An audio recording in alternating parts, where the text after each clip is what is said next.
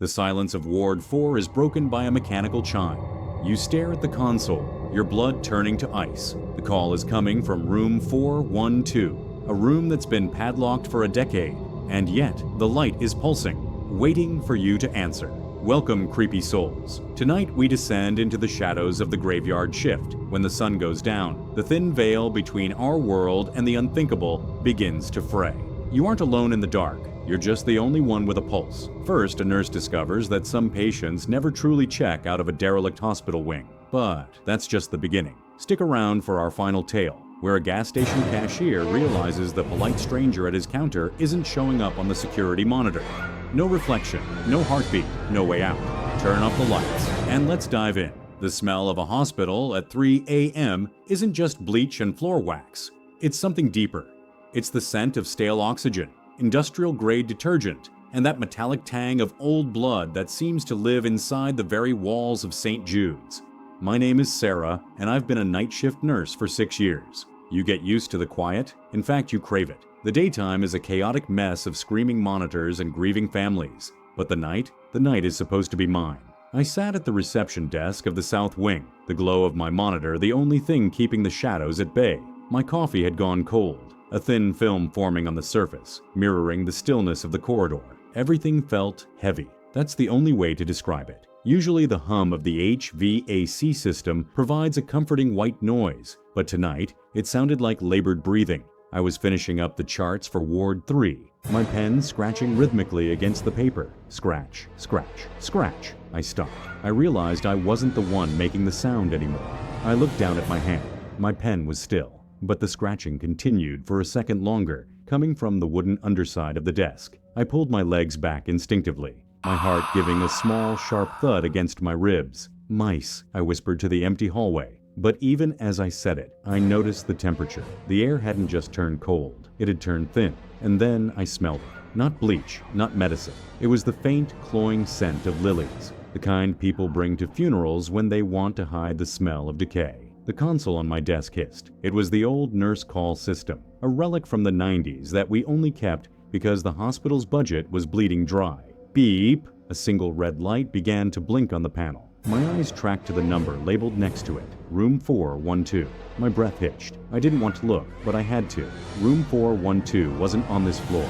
It was part of Ward 4C, the empty wing. That entire floor had been shuttered 10 years ago after a localized fire and a series of structural instabilities. The elevators didn't even stop there anymore. The buttons had been removed. It's a short circuit, I muttered, my voice sounding thin and alien in the dark. Just a rusted wire touching a plate. I reached out and pressed the cancel button. The light died. I forced myself back into my chair, my palms suddenly slick with sweat. I tried to focus on the patient files, but my eyes kept drifting back to that console. 5 minutes passed. Beep, beep, beep. The red light wasn't just blinking now. It was pulsing, synchronized with the rhythmic throb of the vein in my temple. I pressed cancel again. It popped right back on. I pressed it harder. It stayed lit. Then the intercom crackled. It was just static, the sound of a radio tuned to a dead frequency. But underneath the white noise, there was a wet, rhythmic sound, like someone trying to swallow with a mouthful of stones. I told myself I had to check it. If I didn't, I'd spend the next 4 hours imagining what was up there. Logic is a nurse's best friend, but tonight, logic was abandoning me.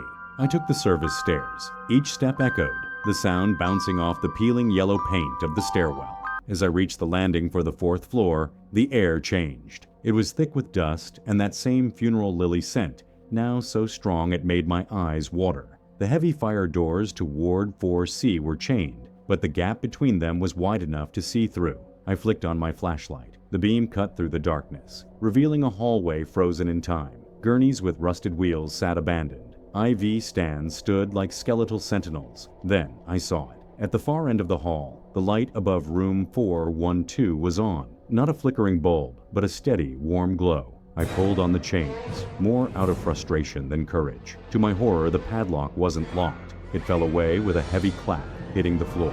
The doors creaked open as if they had been waiting for me. I walked toward room 412. My footsteps on the linoleum sounded wrong. There was a slight squelch, as if the floor were damp. I looked down. There was no water, but there were footprints, barefoot, small, trailing from the room toward me. They weren't made of dirt. They were made of something dark and viscous that looked like old, dried ink. My phone buzzed in my pocket. A text from the head nurse on the first floor. "Sarah, why are you on the security feed for the 4th floor? Get down here. That floor isn't safe." I went to reply, but my fingers froze. In the reflection of my phone's black screen, I saw the hallway behind me. The flickering light at the end of the hall was gone. The darkness was moving closer, a physical wall of blackness swallowing the IV stands. One by one, I sprinted into room 412 and slammed the door. I don't know why I thought a door would help. The room was pristine. Unlike the hallway, there was no dust here. The bed was made with crisp white sheets. The monitor next to the bed was humming, showing a steady, rhythmic heartbeat. Lub-dub, lub-dub. "Who's there?" I whispered. The heart rate on the monitor began to climb. 80 beats per minute, 110 beats per minute, 150 beats per minute. The call bell, the physical button on the side of the bed, depressed on its own. I watched the plastic click down as if an invisible finger were holding it. The smell of lilies was replaced instantly by the stench of scorched meat. The temperature dropped so fast I could see my breath. I backed away until my shoulder blades hit the wall. Then I felt it. I wasn't alone against the wall. Something was standing in the shadow I was casting. I felt a pressure on my neck. It wasn't hands. It was the sensation of cold, wet breath. It smelled of earth and old copper. I couldn't move. My muscles were locked in a primal state of paralysis. A voice, sounding like it was being squeezed out of a throat filled with glass, rasped into my ear. "Nurse, it's time for my meds." I felt a hand, clammy, skinless, and impossibly thin, rest on my shoulder. The fingers didn't feel like human fingers. They felt like bundles of wet twigs. I turned my head just a fraction, and in the peripheral of my vision, I saw a face, or what used to be one. The skin was pulled too tight over the bone, and the eyes were nothing but deep, hollow pits of wet darkness. It wasn't looking at me.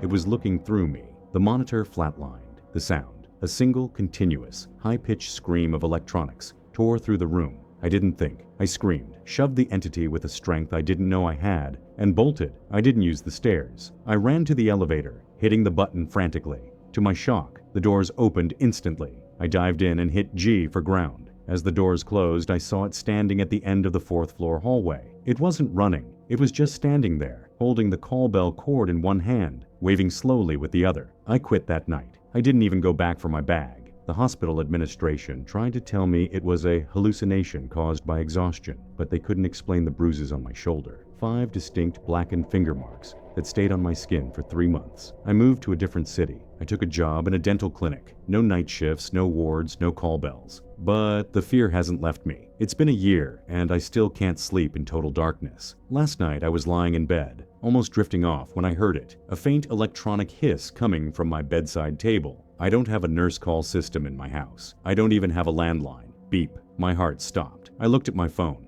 The screen was dark, but a small red notification light was pulsing, a light my phone doesn't have. Then came the smell, faint but unmistakable, the cloying sweet scent of funeral lilies. And then, from right beneath my bed, I heard the sound of someone trying to swallow with a mouthful of stones. Scratch, scratch, scratch. The call isn't coming from the hospital anymore. It's coming from inside the room. That story is a reminder that some places hold onto memories we were never meant to witness. If that one sent a shiver down your spine, brace yourselves, because our next encounter is even more disturbing. But before we move into the shadows of our final story, I want to invite you to join our circle. If you enjoy these late-night descents into the unknown, hit that subscribe button and become a part of our growing community of creepy souls. And tell me in the comments, which part of that first story unsettled you the most? I read every single one. Now, take a deep breath. Our second story comes from a location so isolated that no one can hear you scream. Let's continue. The silence of a desert gas station at 2 a.m. isn't actually silent. It's a low, vibrating hum that lives in your teeth. It's the sound of the industrial refrigerators buzzing, the flickering fluorescent light over the jerky aisle, and the occasional groan of the metal roof cooling down after a 100-degree day.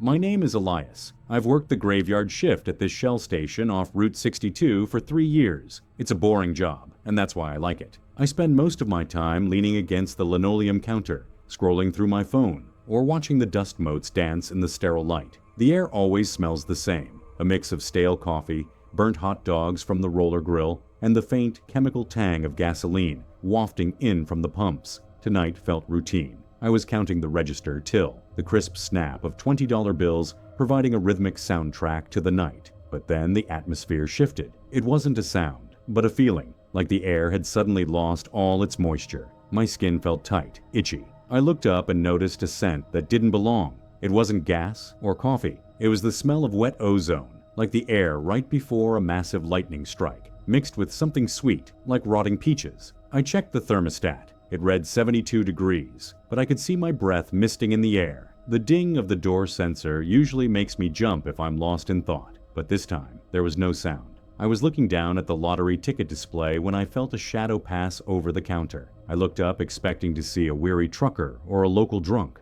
Instead, there was a man. He looked aggressive in his normalcy. He wore a tan windbreaker, blue jeans, and a baseball cap pulled low. He was staring at the wall of cigarettes behind me. He didn't say a word. He didn't even seem to breathe. His chest was perfectly still. "Can I help you?" I asked. My voice sounded loud, almost offensive in the stillness. He didn't answer. He just pointed a gloved hand toward a pack of Marlboro Reds. His movements were jerky, like a stop-motion animation where a few frames were missing. I turned around to grab the cigarettes. As I did, my eyes instinctively drifted to the 9-inch CCTV monitor mounted next to the tobacco shelf. The camera angle showed the entire front counter and the front door. My heart skipped a beat. A cold, oily sensation slid down my spine. On the monitor, the counter was empty. I could see the bags of chips, the display of lighters, and the floor mats. But where the man should have been standing, there was nothing. No shadow, no outline, just the empty tile floor reflecting the harsh overhead lights. I blinked. The feed is lagging, I told myself. It's an old system. The frame rate is probably dropping. I turned back to the man with the pack of cigarettes. He was still there. I could see the texture of his windbreaker. I could see a small smudge of grease on his cuff. He was real. He had to be real. "That'll be $8.50, I said, my voice trembling. He reached into his pocket and pulled out a $10 bill. He laid it on the counter. It felt heavy. It made a solid thud. I looked at the monitor again. The bill was there on the screen. It was hovering in midair, about 3 feet off the ground, as if suspended by invisible wires. But the man holding it, non-existent. It was a ghost in the machine, a digital blind spot that made my stomach churn. "Keep the change," he rasped. His voice didn't sound like it came from a throat. It sounded like 2 pieces of sandpaper rubbing together. He turned to leave. I watched him walk toward the glass doors. On the monitor, I watched the doors swing open on their own. I watched the exit sign flicker as an invisible force passed under it. I grabbed my phone, intending to call the manager, but the screen was dead. Not out of battery, just dead. The glass felt freezing to the touch. I looked back at the CCTV. The man was gone from the store, but the monitor showed something else. The outdoor camera, the one facing the pumps, showed a car, a black sedan. It was parked at pump 4, but just like the man, the car had no reflection in the puddles of oil on the asphalt. And as I watched the grainy footage, I realized the car wasn't sitting on the ground. It was hovering an inch above it, perfectly still. I locked the front door. My hands were shaking so hard I dropped the keys twice. Just get through the shift. Just 3 more hours, I whispered to myself. I retreated to the small back office, the only place with a solid door.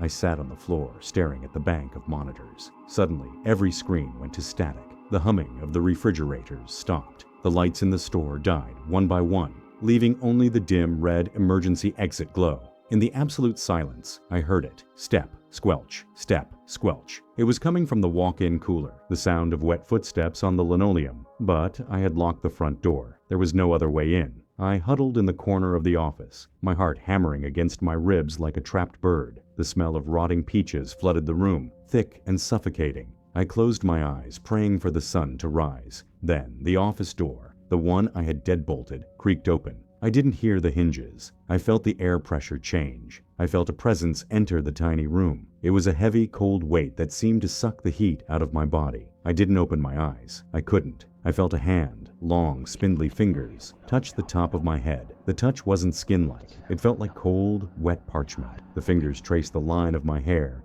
moving down to my ear. Then I felt the sensation of someone leaning in close. I could feel the static electricity prickling my skin. A breath, colder than the ice in the freezer, hit my neck. It didn't smell like air. It smelled like the vacuum of space, empty, sterile, and terrifying. A whisper, so low it was almost a vibration in my skull, crawled into my ear. "You forgot to give me my receipt, Elias." He knew my name, the name tag on my shirt. He had been watching me the whole time. I don't remember the rest of the night. I woke up at 6 a.m., When the morning delivery driver started banging on the locked glass doors, the store was normal. The lights were on. The smell of coffee was back. I checked the register. There was no $10 bill. There was no pack of Marlboro Reds missing from the shelf. The manager reviewed the tapes with me later that day. He laughed. "Elias, you fell asleep, man. Look, on the tape, I saw myself standing behind the counter, staring at nothing for 10 minutes. I saw myself talk to the air. I saw myself lock the doors and run into the office. The office camera showed me cowering in the corner, shaking, while the door remained shut and the room remained empty. I quit on the spot. I moved 3 towns over. I told myself it was a night terror, a momentary break in my psyche from the isolation. But that was a week ago. This morning I went to brush my teeth. I looked in the bathroom mirror, ready to start my day. I saw the sink. I saw the toothbrush. I saw the shower curtain behind me, but I didn't see myself. The mirror was empty. And then I felt it, that familiar cold weight on my shoulder. And in the silence of my own apartment, I heard the sound of a pack of cigarettes being tapped against a counter. Tap, tap, tap. He didn't want the cigarettes. He wanted the reflection I didn't know I was losing. The stories you've heard tonight might seem like distant nightmares, but remember, every shadow in an empty hallway has a source, and every unexplained sound has a reason. We often think we are alone in the dark, but the truth is, we are just the only ones who are breathing. As you close your eyes tonight, just hope that the things you saw on your screen don't decide to follow you home. Because in the world of the night shift, sometimes the shift never truly ends. If these stories kept you on edge, hit that like button and subscribe to join our community of creepy souls. We upload new nightmares every week, and you don't want to be left in the dark. Have a true story of your own? Share it in the comments below or email me. Your experience could be our next feature. Until next time, stay safe and stay creepy. Good night.